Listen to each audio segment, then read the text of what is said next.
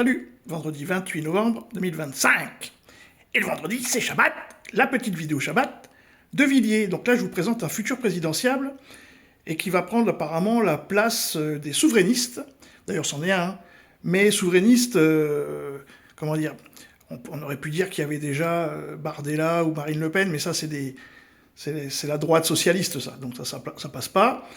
Là, quand on est sur CNews, et avec ce qu'il va dire, on voit bien la droite Netanyahou, hein, c'est ça que ça veut dire, hein, donc souverainiste, mais d'extrême droite sioniste, en fait, hein, voilà. Et il dit, il reprend les théories qu'on voit sur YouTube. Donc lui, il est adoubé, il va avoir le droit, il commence sa campagne électorale, là, et il va avoir le droit de raconter que, voilà, quoi, l'Ukraine est corrompue, la Russie est pas si méchante que ça, bon, la droite trumpiste, quoi. Eh ben, je vais vous faire une confidence. C'est l'application de la doctrine Brzezinski. En 1997, Brzezinski, qui est un Polonais, devenu américain, a fait un livre qui s'appelle Grand Échiquier, dans lequel il a dit « Celui qui dominera l'Eurasie dominera le monde ».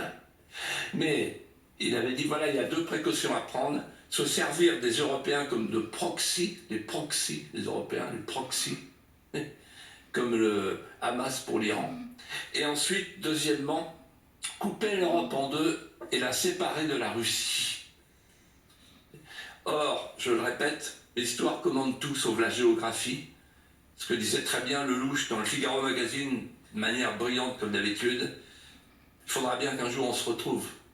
Il faudra bien qu'un jour, quand tout ça sera fini, on fasse la grande Europe. Sinon c'est fini pour nous. C'est fini pour l'Europe et c'est fini pour la France. Il faut que la France redevienne une grande puissance, une puissance mondiale, et qu'elle quitte ce boulet, et qu'est l'Union européenne de Van der Leyen. Merci.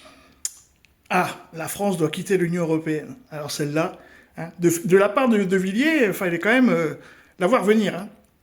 On voit où il se positionne, et on va avoir le droit de dire qu'il faut quitter l'Union européenne. Bon, parce que c'est Bolloré qui le dit. Salut les amis.